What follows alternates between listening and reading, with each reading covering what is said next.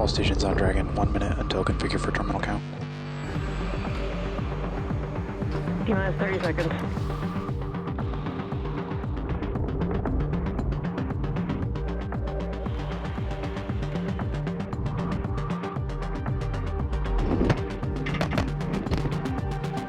Minus 15 seconds. Falcon 9, go for propellant loading. Dragon is in countdown. 5, 4, 3, 2, 1. Ignition.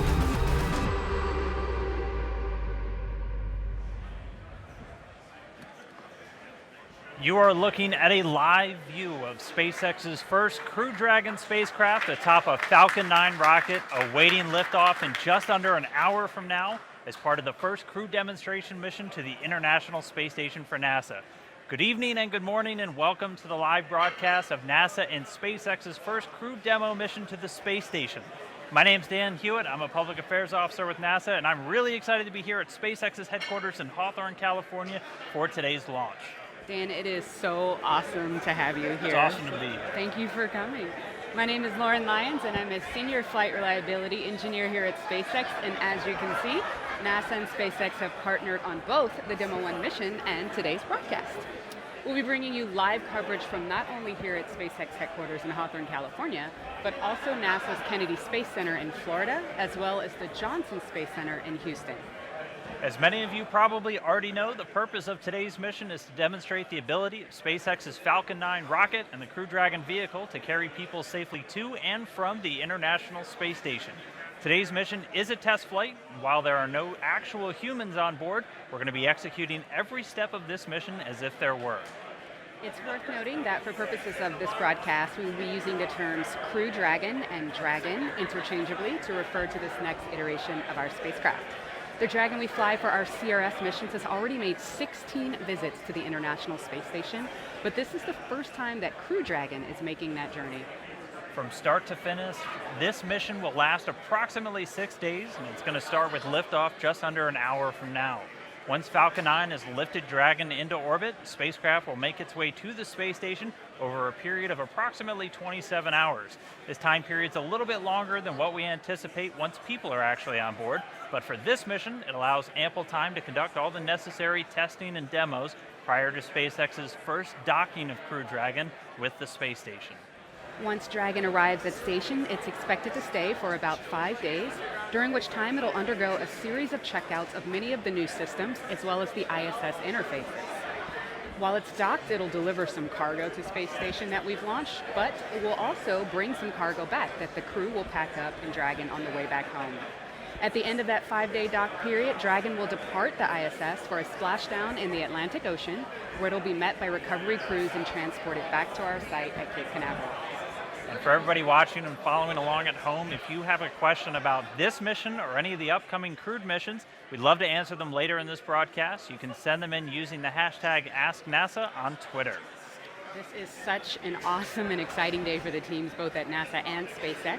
And with just under an hour to liftoff, let's check in with the team over in Florida, broadcasting live from Kennedy Space Center.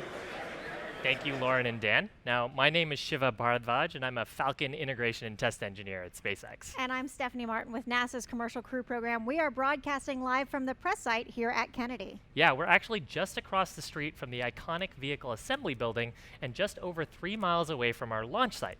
Now, there are hundreds of members of the media at Cape Kennedy to capture today's historic launch from the equally historic Launch Complex 39A, or LC-39A, which has been a central part of the American human spaceflight story. This is the home to both the Apollo and Space Shuttle programs. Just behind us, you can see the Falcon 9 and Dragon prepared to launch from this historic launch pad. SpaceX took over Launch Complex 39A in 2014, and after retrofitting it, they have been able to support both Falcon 9 and Falcon Heavy launches regularly since 2017. Yeah, actually, there's a great shot on your screen of our two-stage launch vehicle, the Falcon 9, and actually the crew arm is attached to it. Oh, actually, there the crew arm is separating away from the vehicle, and this test is, we're running this test the same way that we would with astronauts on board, so that would be one of the steps as we prepare to go into today's launch. Now, Falcon 9 is Its first stage will fire its 9 Merlin engines to propel the vehicle to the edge of space. Once it's burned through most of its propellant, it will separate and attempt to land on our drone ship, which is about 316 miles off the Florida coast. Simultaneously, the second stage will fire its single high-efficiency Merlin vacuum engine to propel Dragon to its target orbit about 200 kilometers above the Earth. From there, Dragon will continue with its first journey to the International Space Station. Now, Crew Dragon consists of 2 main structures: the capsule, where we fly pressurized cargo, and soon our astronauts, who cannot be exposed to the vacuum of space. And the second main structure is the trunk, where we can carry large, unpressurized cargo. A notable difference on the Crew Dragon vehicle is that it's 8 Super Draco thrusters. These Super Dracos will power the astronauts to safety in the unlikely event of an emergency. Crew Dragon's trunk also features new body-mounted solar arrays, which you can see on your screen right now. They provide power to the spacecraft as it makes its way to the International Space Station. The trunk also has new aerodynamic fins, which provide stability in the event of that emergency abort, as well as more surface area for those solar arrays. Now, that was a quick overview of the Falcon 9 and Crew Dragon here at Kennedy Space Center. However, let's go quickly over to Daryl Nail, who has a special guest at the Operations and Support Building. That's right, Stephanie. I'm on the 5th floor of that building, which gives us an elevated view of the launch pad, and we can see the rocket from top to bottom, including the flame trench. It is a beautiful view out here. And then we stretch out a little further, and you can see the guests that have gathered in the infield. They have quite a view as well. This building is also right next to the iconic Vehicle Assembly Building, which is the perfect backdrop for our guest, as you mentioned, Administrator Jim Bridenstine. Thank you for being here. Appreciate your time. Thanks, Daryl. Great to be here. First of all, tell me what this launch means to you. What does it mean to the country? So this is the first time we're going to launch American astronauts on American rockets from American soil, the first time since the retirement of the space shuttles in 2011.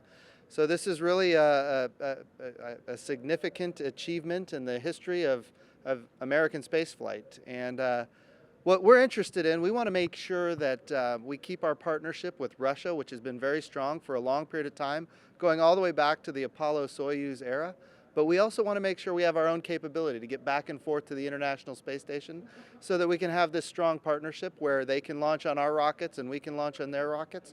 But I think another big milestone here is the idea that we're not, as an agency, as NASA, we're not purchasing, owning, and operating our own rockets at this point. We're looking to a future where we can be a customer, one customer of many customers in a very robust commercial marketplace in low Earth orbit. And not just one customer of many customers, which drives down our costs and increases our access, but having multiple providers that are competing on cost and innovation, which enables us to have transformational technologies that enable us to do more than ever before. So this is really a big deal. And one of those customers, key customers, SpaceX, which is launching tonight. You're here for that launch. You got to tour around today with SpaceX CEO Elon Musk. How was that?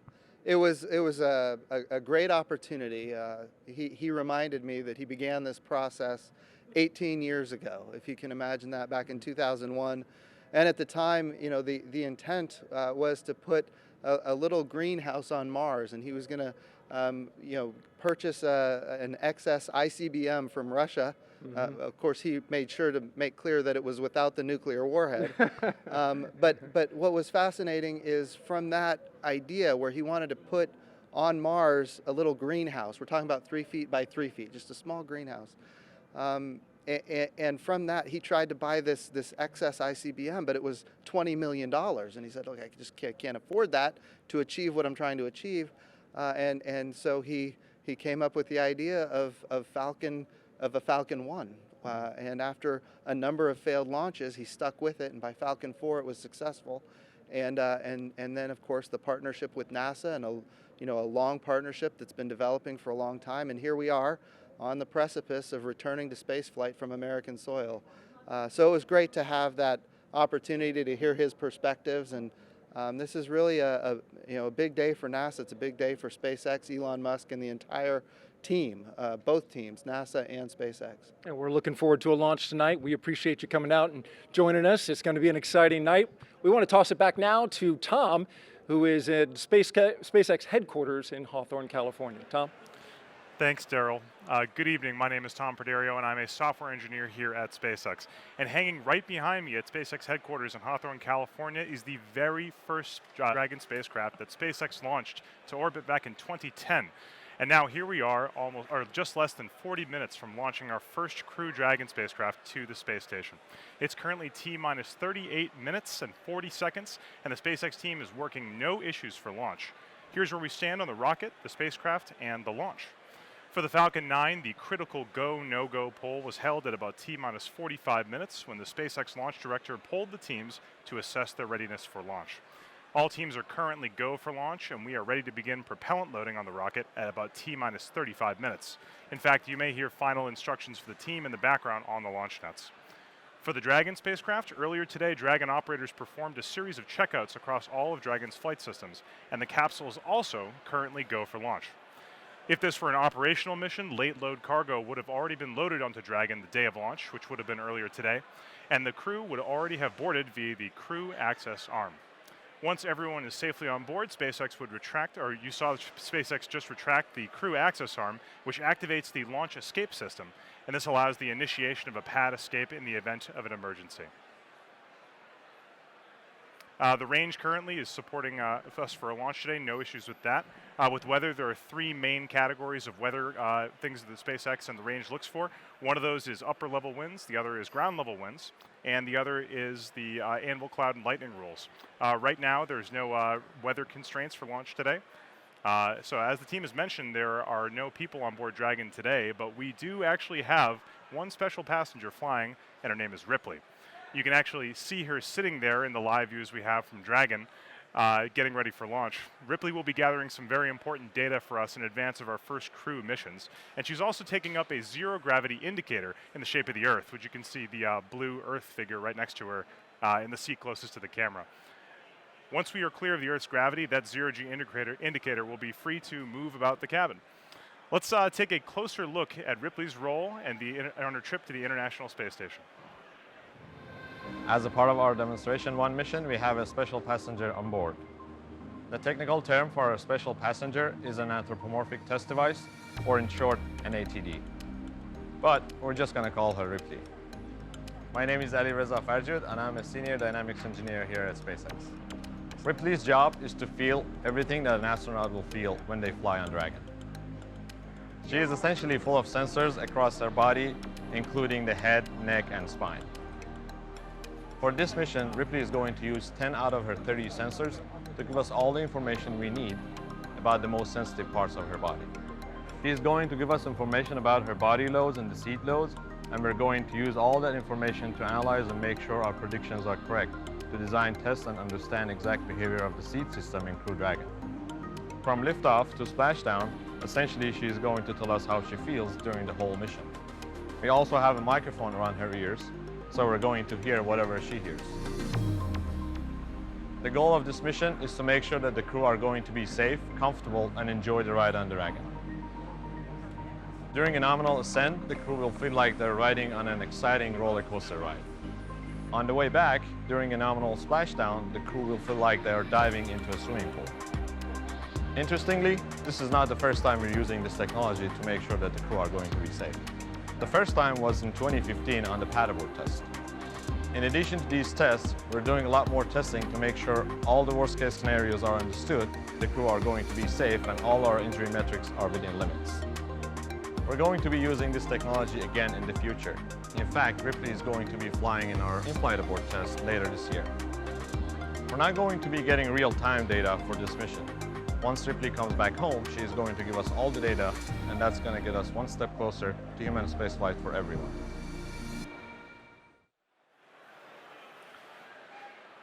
We are at T-minus 34 minutes and 38 seconds. The call for propellant load is coming up in just a few moments here, so let's listen in for that call out on the nets.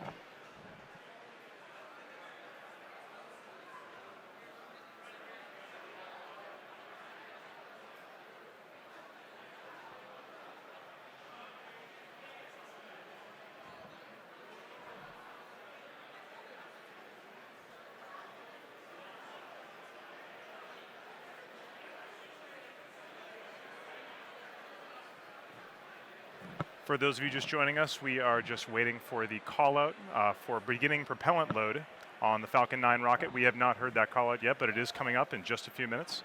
Stand by.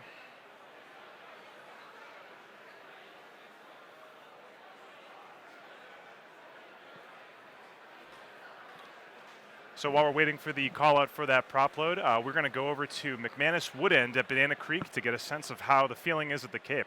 How's it going over there, McManus?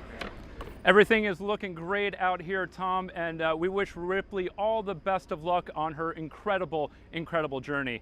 I'm McManus Woodend, and I'm here at Kennedy Space Center.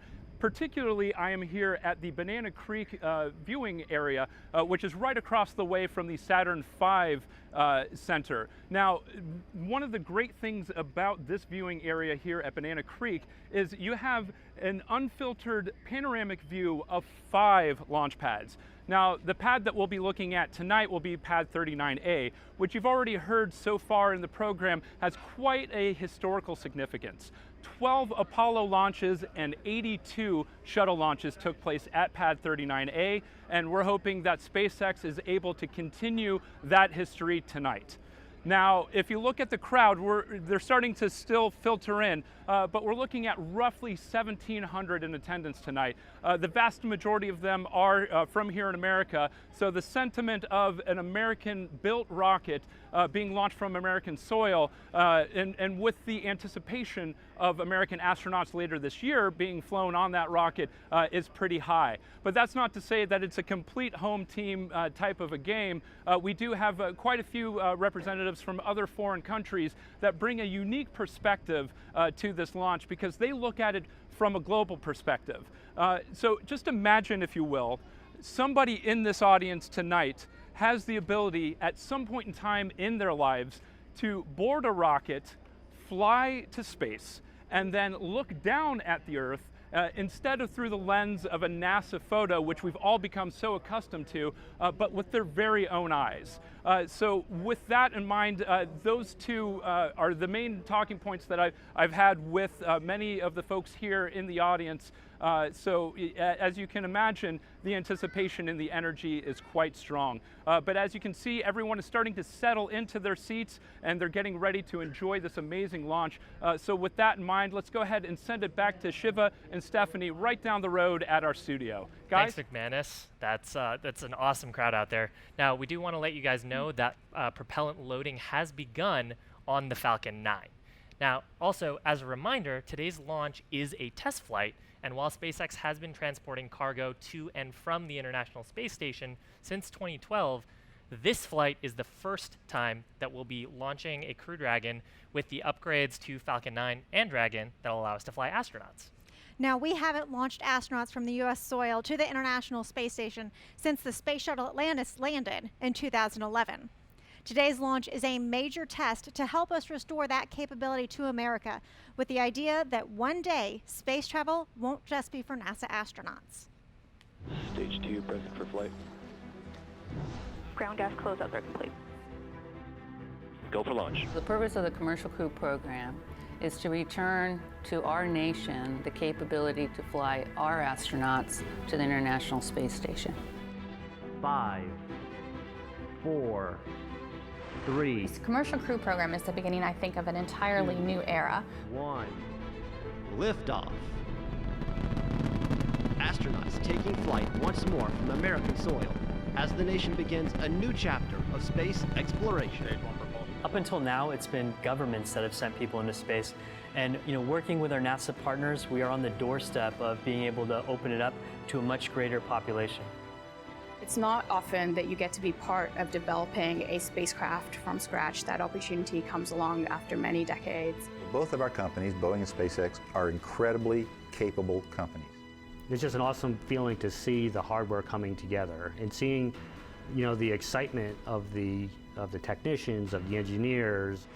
It's going to be wonderful to see the crowds come back.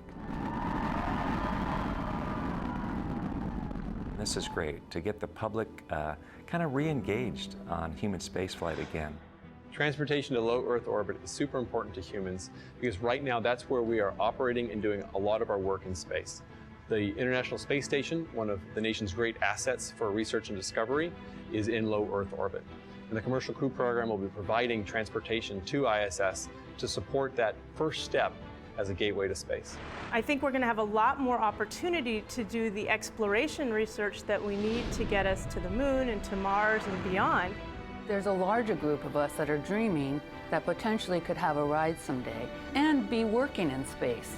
It's a huge goal, a huge accomplishment for both the partners, NASA and the United States of America. This is just the beginning.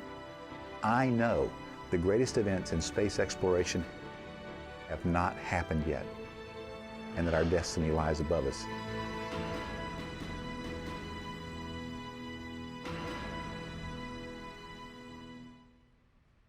Unlike traditional NASA programs where we gave very prescriptive requirements, for commercial crew, NASA set high-level requirements based on our 50 years of human spaceflight experience for Boeing and SpaceX to meet. Our partners took those high-level requirements and introduced new technologies, procedures, and the out-of-the-box thinking that we have come to expect for the American aerospace industry. Now, SpaceX is one of the companies that NASA ultimately chose to achieve this goal, and we've been able to introduce innovative ideas in collaboration with NASA, and together we've designed Crew Dragon to be one of the safest human spaceflight systems ever flown. Dragon and Falcon 9 together have years of operational experience, or what we refer to as flight heritage. The Crew Dragon builds on our Cargo Dragon's 17 successful flights to and from orbit since 2010, including 16 trips to the International Space Station. Not only have we conducted thousands of hours of testing, we've also enhanced and added a number of safety features. As an example, Dragon now has enhanced and additional parachutes. We used to have 3, and we added a 4th one for redundancy. And one of the most important safety features on Crew Dragon is our launch escape system, which is a huge advancement in the safety of human spaceflight. In 2015, we demonstrated the system during our pad abort test. Now, the launch escape system is outfitted with 8 Super Draco engines that are directly integrated into the spacecraft body. This enables Crew Dragon to maintain escape capability from the launch pad all the way to orbit, a feature that no other spacecraft in history has ever possessed. Now, following the success of this mission, but before Demo-2, SpaceX will conduct an in-flight abort test, which will prove Dragon's escape capabilities during ascent. This test will tell us not only how Dragon will perform, but what the astronauts will actually experience if there were an actual emergency. After these tests, the NASA and SpaceX team will review all the data and verify that all of the systems aboard have operated as designed. This extremely important step allows NASA to verify that SpaceX is meeting our requirements and can be certified to carry our astronauts safely to and from the space station. The first 2 crew members who will fly aboard Crew Dragon will be NASA astronauts Bob Behnken and Doug Hurley on board that Demo-2 flight test. Then, NASA astronauts Mike Hopkins and Victor Glover will fly aboard the next Crew Dragon mission with 2 international partner crew members who've not yet been announced. Yeah, and these NASA astronauts will not only be the first to fly on Crew Dragon, but they're also continuing the mission of the International Space Station, which is our premier orbital laboratory. It provides an environment to really learn what it takes for humans to live in space for the long periods that we will need to do when we go beyond low Earth orbit.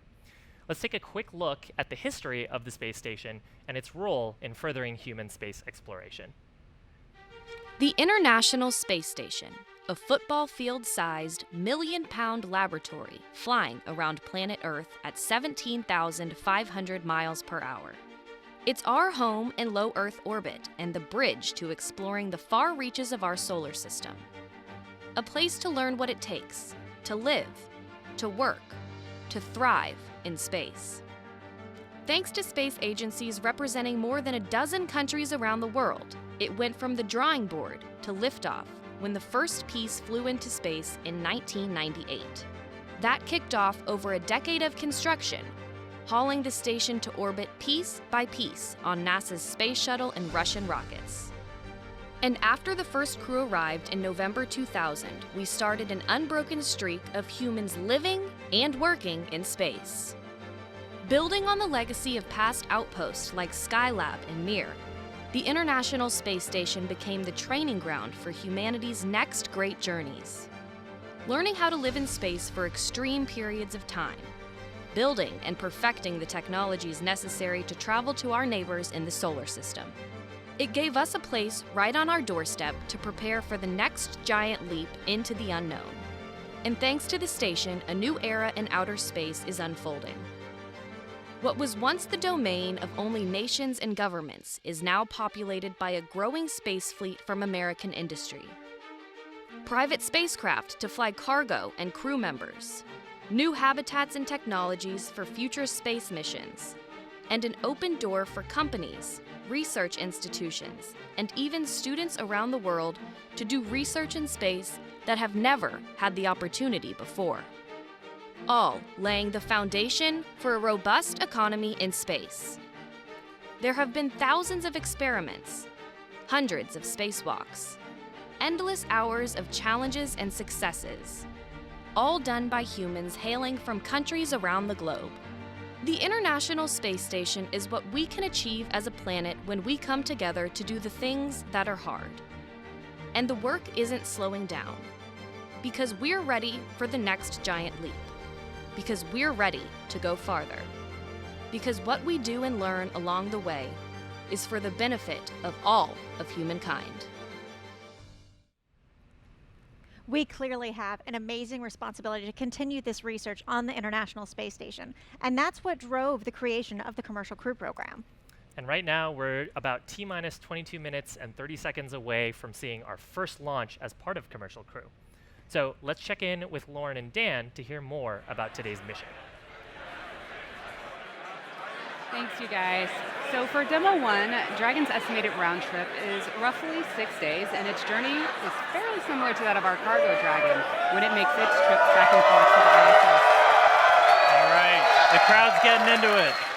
As we await that T-minus 0 in just about 22 minutes, the ground operations teams are going to be doing a series of system checks just to make sure both Dragon and Falcon 9 are ready for liftoff. The moment we hit T-minus 0 and a successful launch occurs, we'll watch Falcon 9 and Dragon make their ascent until Falcon 9 first and second stages separate and send Dragon on its way to the space station. At this time, mission operators will prepare Dragon for on-orbit ops, and Dragon will execute a series of burns that gradually raise its orbit to align more closely with the space station, as you can see in this animation right here on the screen. As Dragon approaches ISS, it'll hold a few times before making one final push towards the space station, putting Dragon into the same orbital plane as it prepares for its approach and docking maneuvers. And then next, Dragon will make its approach and actually dock with the space station. This is going to be a very different process from what we've seen with Dragon cargo deliveries in the past, which use a process called berthing, which requires somebody to be on the station to reach out and grab Dragon with the robotic arm. With docking not necessary, it's going to fly in all on its own. Dragon will spend 5 days docked to ISS before preparing to return home.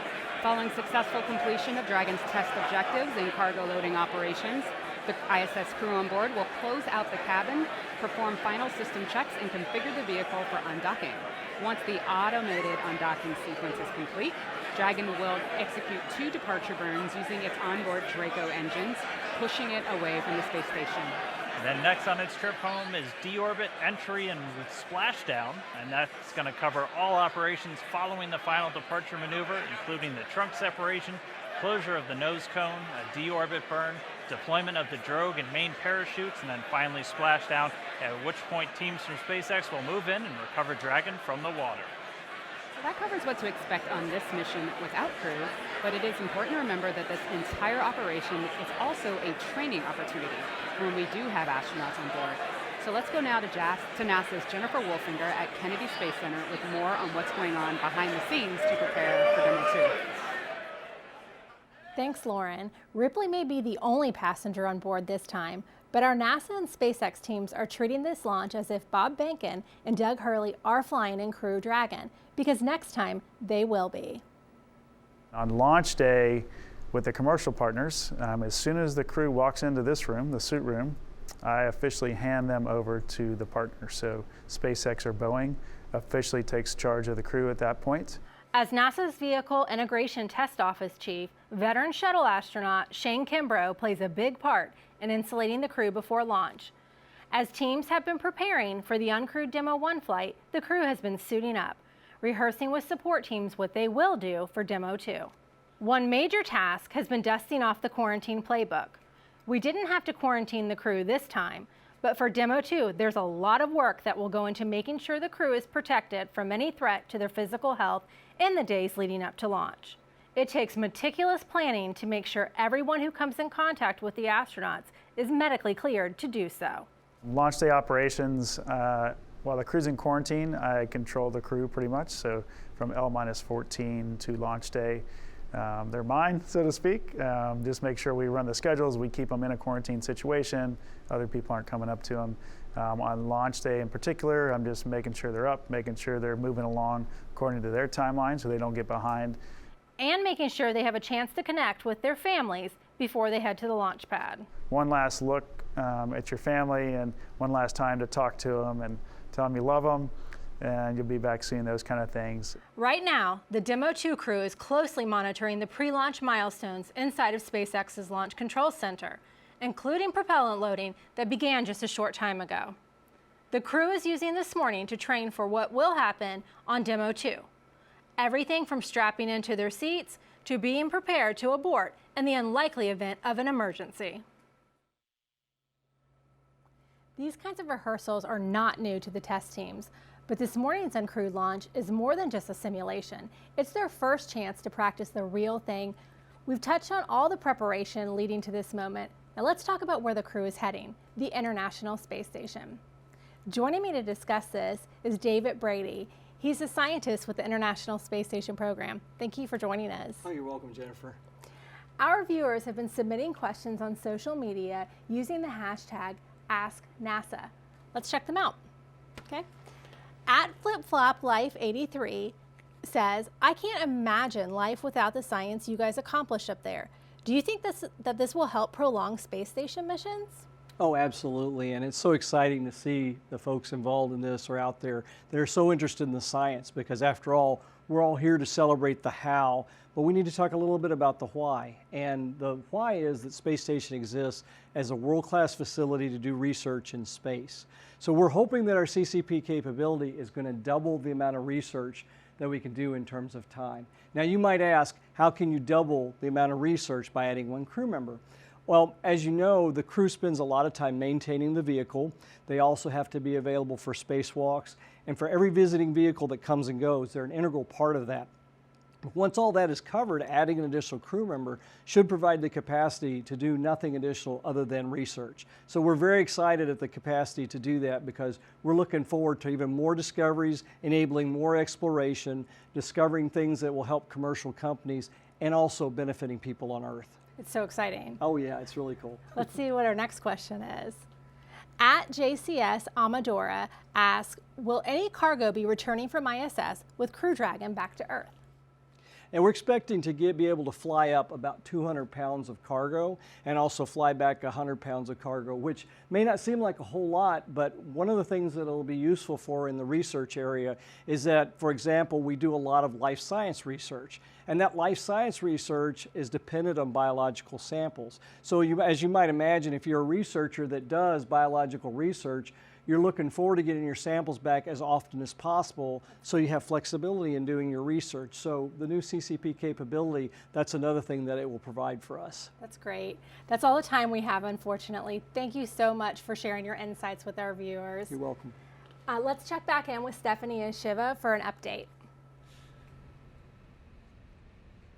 Thanks, guys. We really love hearing the questions from the fans of today's launch. It's really awesome to hear those. Now, we would be remiss if we didn't tell you about the storied launch pad that Falcon 9 will lift off from today, which is Launch Complex 39A. It's also called Pad A here in Florida, and it's the site of many historic launches. It's where NASA astronauts launched to the moon, and as Daryl Nail is going to tell us, it's where SpaceX has completed a 21st century makeover to the launch pad, launching us into the next generation of human spaceflight. In the 1960s, NASA needed a new, bigger, and better launch pad, one capable of sending astronauts on historic journeys to the moon and back. To get there, that new pad needed to be capable of launching the most powerful rocket of its time, the mighty Saturn V. And so, in 1962, NASA began building the answer, Launch Complex 39A. At the bottom, a flame trench 1.5 football fields long. And above it, a launch tower connecting to a new concept at the time, mobilized launch platforms. With highly explosive rocket fuel nearby, an emergency escape system was added. NASA engineers designed a high-speed elevator and a 200-foot-long escape tube down to a blast-resistant bunker 40 feet underground. In November of 1967, NASA launched the first successful test flight of an unmanned Saturn V rocket from Pad 39A. Historic missions to the moon followed, and another pad, 39B, was added. Decades later, 39A and B were modified to support the Space Shuttle program. And liftoff, the final liftoff of Atlantis. From the 1980s all the way to the last launch in July of 2011. After that, the pads went dark. 3 years later, Pad 39A got a new lease on life. You see, NASA no longer needed 2 launch pads, so they upgraded it, and in 2014, SpaceX signed a 20-year lease agreement to launch their own rockets from here, as well as astronauts. And they'll be lifting off from the exact same place that Shuttle and Apollo astronauts once did. First, SpaceX needed to upgrade the pad. The massive rotating service structure used to load cargo into the Space Shuttle was removed. And the most recent addition? A new crew access arm, a modernized steel and aluminum structure so NASA astronauts can bridge the distance between the launch tower and the Dragon crew capsule. Just under 6 years after the last Space Shuttle launch, fire and smoke returned to 39A when SpaceX launched NASA's 10th cargo resupply mission to the International Space Station. And a year later, SpaceX showed off the pad's versatility, launching a triple-boostered Falcon Heavy rocket on a test flight. And that helped propel the number of launches here over the century mark, and more are planned. NASA and SpaceX have a contract to send astronauts to the International Space Station a half-dozen times, and they're going to do it from right here at Pad 39A. And the entire SpaceX team is truly honored that we're going to be launching astronauts again from Pad 39A. At a little over 11 minutes, let's go back to this team at SpaceX headquarters in Hawthorne for an update. Thanks, you guys. So SpaceX has been flying cargo dragons. Everybody's super excited. SpaceX has been flying cargo dragons since 2010, but in order to transport crew, we have to make some key upgrades to the vehicle. So in a second here, we'll get an image of the inside of Dragon. All right, so some of the easiest to spot differences between Crew Dragon and Cargo Dragon. First, notice these white composite panels. Those are there to close out the crew's habitable cabin space from the spacecraft's primary structure, as well as the components behind those panels that the crew does not need to access. Another very noticeable interior change is that we've added carbon fiber seats, which are custom sized for each crew member. Crew Dragon can fit up to 7 astronauts, but our first crewed flight will have 2 astronauts, followed by operational missions which will carry 4, each of them wearing a SpaceX-designed spacesuit. And as you can also see in the video, there's also a touchscreen control panel. While Dragon is fully autonomous, we have added this for redundancy so that the crew can navigate the spacecraft manually in the event of an emergency. And those NASA astronauts have been working with SpaceX from early on to provide input into Crew Dragon's design. And right now they're finishing their training on all of the features of the spacecraft and the spacesuit, using simulators and other exercises in advance of that first crewed mission. And just like the seats, the spacesuit is individually fitted for each astronaut. It's designed to completely protect them from the vacuum environment of space. While the spacecraft obviously is the primary means of protecting those astronauts, the suit can act as a critical backup in the case of an emergency. And one final interesting point of distinction for Crew Dragon is once again we have windows on the spacecraft, so the crew can look out into space during the flight, providing not only cool views, but also helping them to view the station and orient Dragon during manual piloting. Now let's not forget about Falcon 9. The design of our rocket is just as critical to the Demo-1 mission as is the spacecraft. We have been launching Falcon 9 since 2010 to carry Cargo Dragon, as well as customer satellites inside of our fairing. But the rocket was built from the very beginning with the ultimate goal of carrying people in mind. Its simple two-stage configuration minimizes separation events, and with 9 first-stage Merlin engines, Falcon 9 can successfully complete its mission even in the event of an engine shutdown. Both F9 and Dragon are designed to be reusable, and SpaceX has reflown 6 Dragons and 19 first-stage boosters to date. And as mentioned, following today's launch, we will attempt to land the Falcon 9 back on our drone ship in the Atlantic Ocean so that it can be used on a future flight. And SpaceX also intends to reuse this Dragon. Its mission's already set to be the in-flight abort test taking place later this year ahead of Demo-2. Now, though, since we're under 9 minutes, let's check back in with Tom on the status of today's launch. Thanks, guys. We are at 8 minutes and 30 seconds until launch. The excitement here at SpaceX headquarters is palpable. Just a quick update on the status of the rocket and the Dragon. The Stage 1 and Stage 2 are almost fully fueled with both RP-1 and oxidizer. The range is good to go. We are monitoring the weather's all looking good to go for launch. No issues with upper level winds or ground level winds or any lightning. The weather's actually looking really good at the Cape. As John Ensperger always says, the weather is the one thing that everyone talks about, but the one thing that we can't control. Thankfully, it's looking good for launch today. We're continuing to monitor, but we are going to go over to Kennedy Space Center and see how the space station team is doing with Gary Jordan. How's it going over there, Gary? Hey Tom, welcome to Mission Control Houston. Right here, the teams behind me are looking after the systems of the International Space Station, which is, of course, the ultimate destination of Dragon launching today. Over the next day, we'll be monitoring Dragon through its approach to the International Space Station, and that's when things will really start to pick up, when it's just a few kilometers away. 3 crew members on board the International Space Station right now: NASA's Anne McClain, David St. Jacques of the Canadian Space Agency, and Oleg Kononenko of Roscosmos. Really, over the past week, they've been reviewing a lot of procedures for the docking operations and the ingress operations. That's when they actually enter the vehicle. Today, they don't really have much going on, a bit of an off-duty day, because tomorrow that's when they execute all of these procedures, just over a day from now, when Dragon docks to the International Space Station, scheduled at 6 a.m. Eastern Time.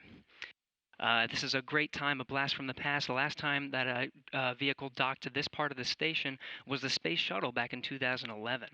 Again, our job really picks up when Dragon is just a few kilometers away from now. Everything's looking good on the station. Station now 255 statute miles over Central Europe.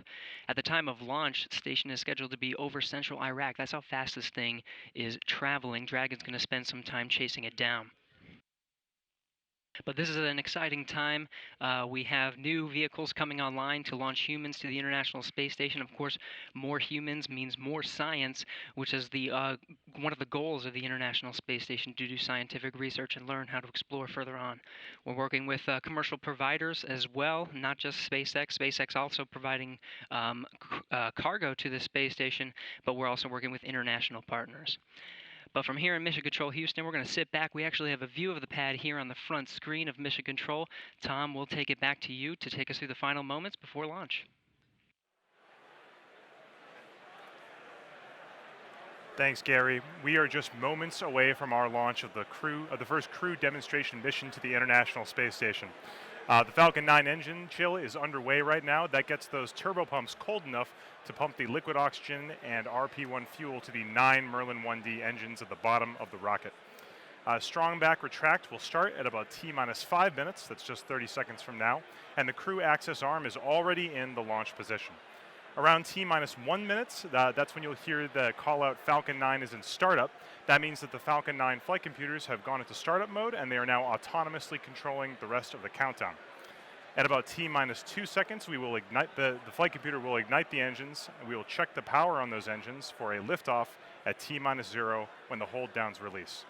Just a reminder that this is an instantaneous launch window tonight. If we have a hold for any reason, we will have to scrub for tonight, but we do have a backup window at March 5th at 1:38 a.m. Eastern Time. The Dragon team has given us the thumbs up for that the spacecraft is ready to go. The range is also green, and we're looking good. Like I said earlier, the weather is looking fantastic at the Cape for both launch and recovery. With just about 4 minutes and 30 seconds left before liftoff, let's listen into the final countdown on the launch nets.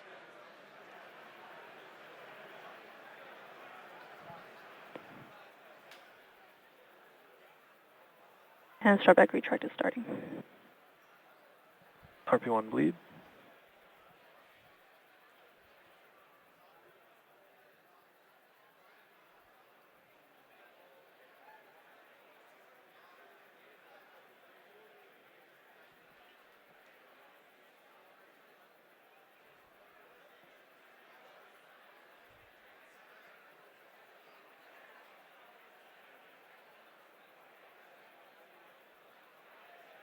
Stage 2 cradle arms are open.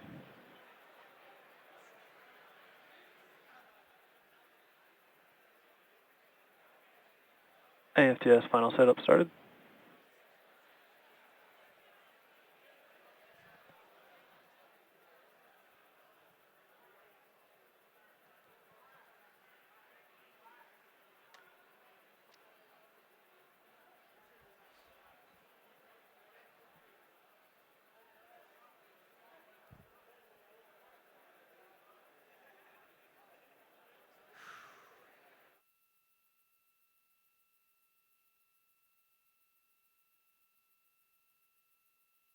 MVAC igniter purges.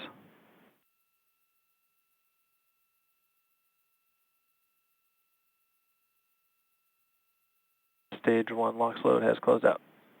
Strong backside retract angle of 88.3 degrees.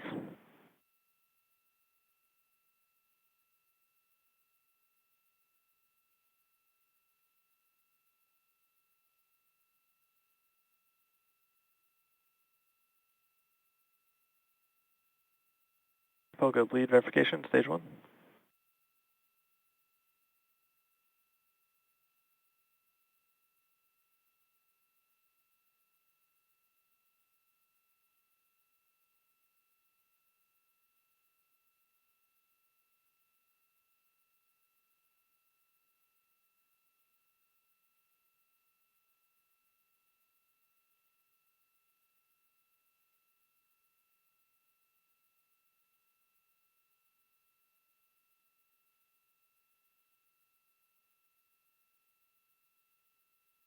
Dragon chill water closeout. Stage 2 LOX load closing out.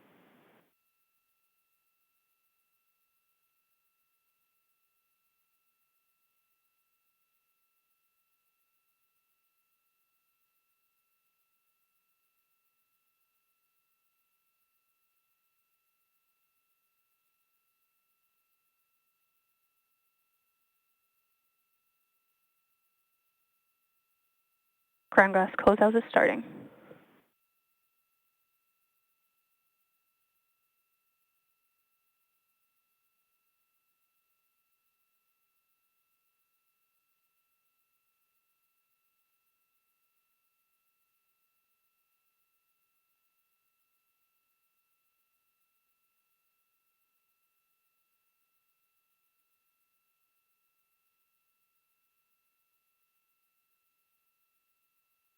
Falcon 9 is in startup.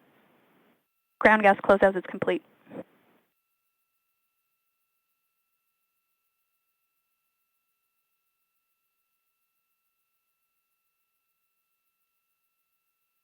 Go for launch.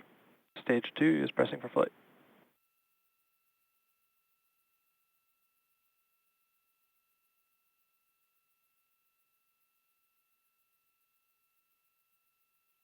T-minus 30 seconds.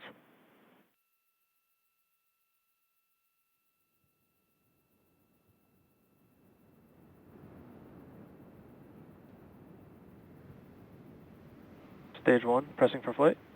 T-minus 15 seconds. 10, 9, 8, 7, 6, 5, 4, 3, 2, 1, 0. Ignition, liftoff.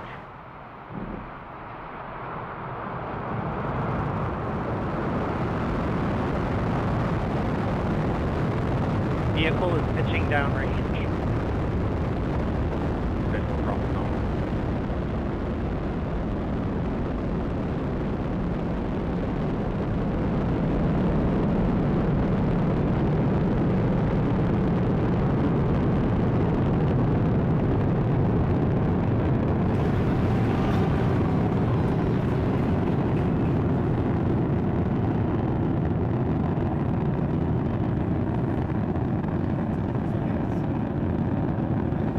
Stage 1 throttle bucket.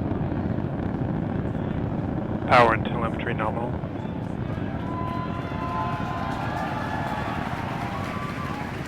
For those of you just joining us, you are watching a live view of the Falcon 9 rocket as it ascends through the atmosphere carrying the SpaceX Dragon 2 capsule to Vehicle orbit. is super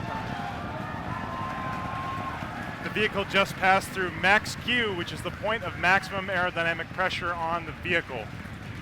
As you can hear in the background, the excitement at SpaceX headquarters is unbelievable here. Stage 1 The throttle vehicle up. is passing through max Q.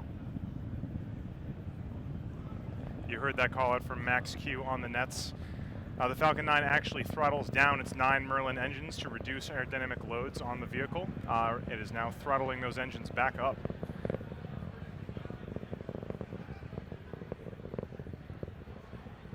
Coming up at T plus 2 minutes and 35 seconds is going to be 3 events in quick succession. The first one is going to be the main engine cutoff, or MECO.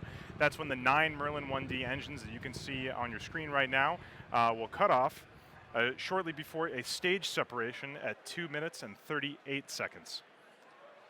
Shortly after that, the Merlin vacuum engine on the bottom of the second stage of the Falcon 9 will ignite in what we call second engine start, or SES. That'll be at 2 minutes and 46 seconds. So stand by for main engine cutoff, stage separation, and second engine start coming up in just about 20 seconds from now.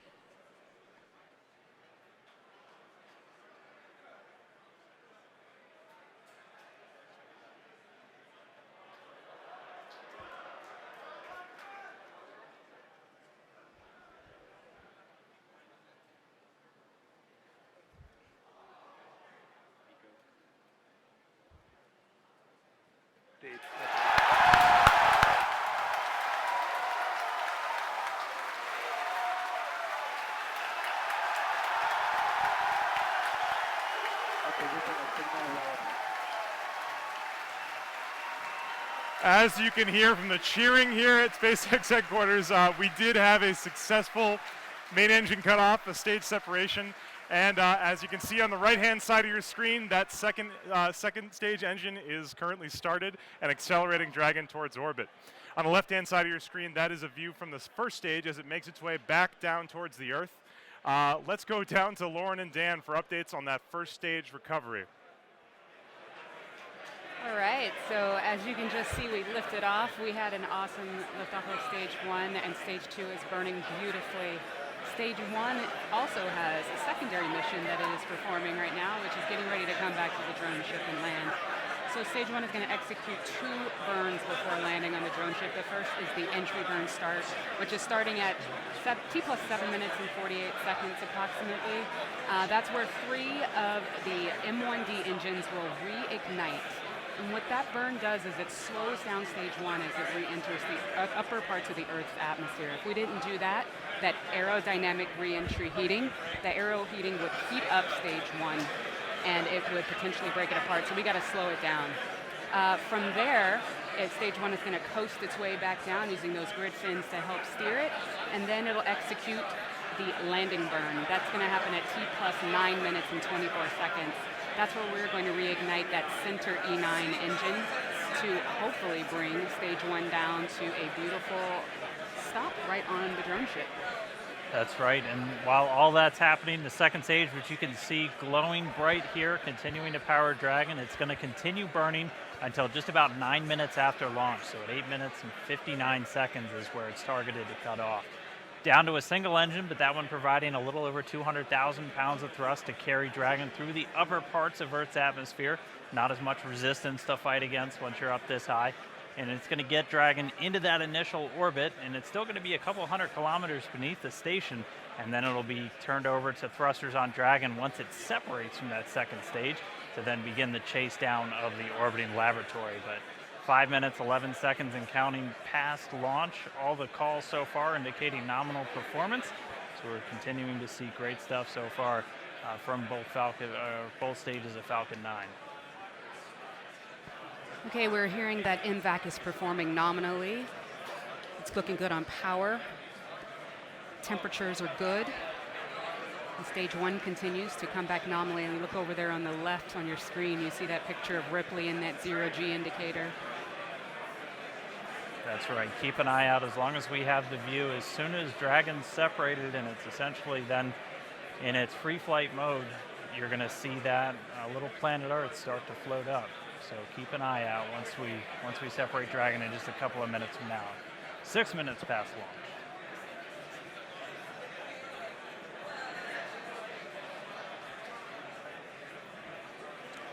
Trajectory continues to be nominal on stage 2.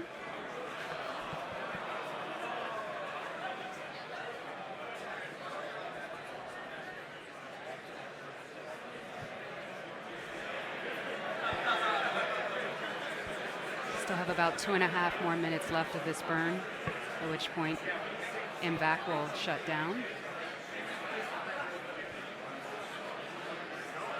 We're just under a minute away from that entry burn on stage 1 that I mentioned before.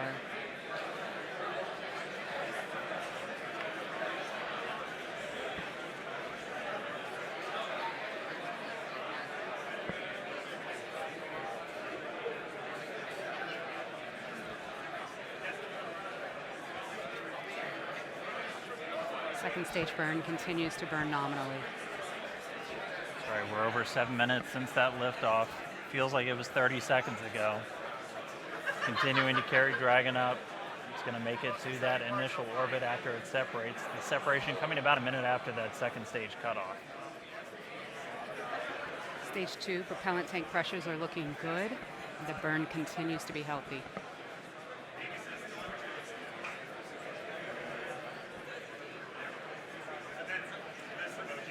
Now coming up in about 10 seconds, that entry burn is going to start.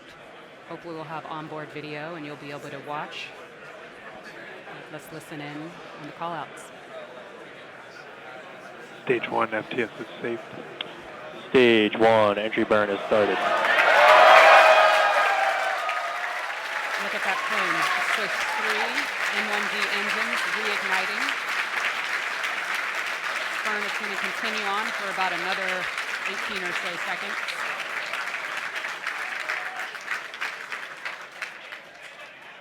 Yeah, so a little back-to-back action now as we see stage 1 coming back down towards Earth, stage 2 still making its way up into outer space.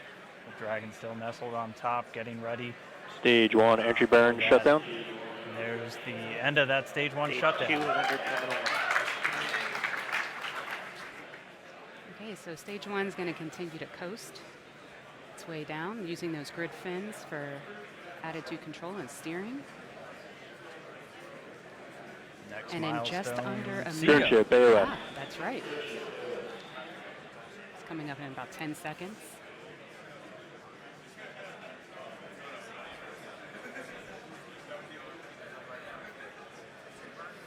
INVAC's throttling down for SECO.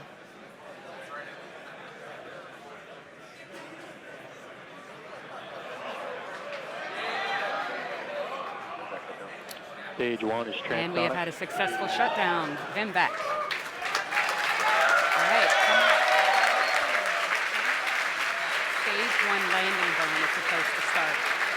At the start of that burn, stage 1 will be traveling at 275 meters per second. That single engine burn is going to bring that from 275 to 0. We did just hear that stage 1 landing burn has started.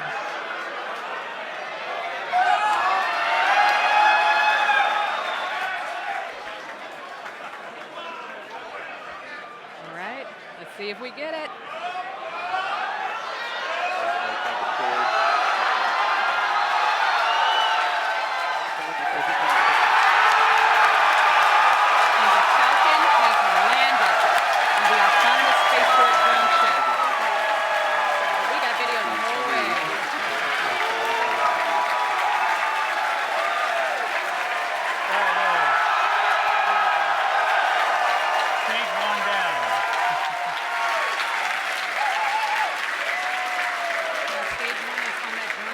About 500 kilometers away from where it launched from.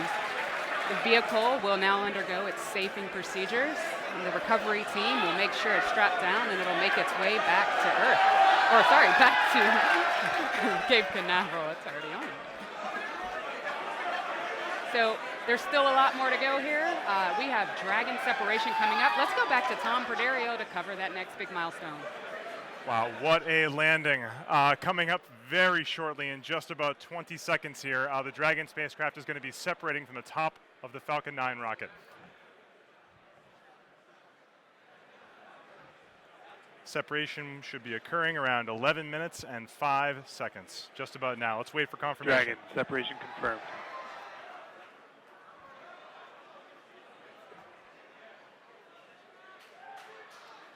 And there it is.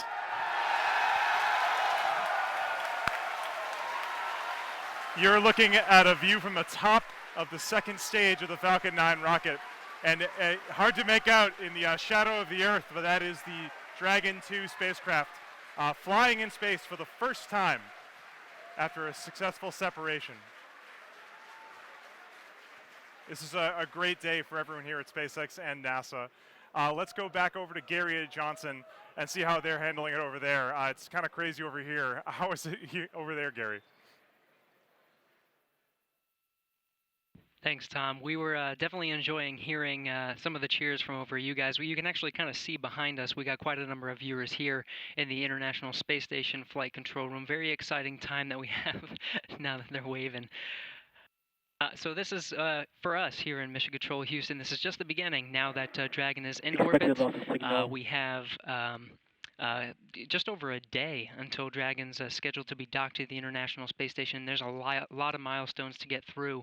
The crew have been, again, reviewing their procedures, getting ready for some of those moments, again, monitoring the approach and even performing some commands while the Dragon is close enough. But again, there's a lot of work to do. We have docking scheduled for 6 a.m. tomorrow. We'll continue to monitor Dragon during that time.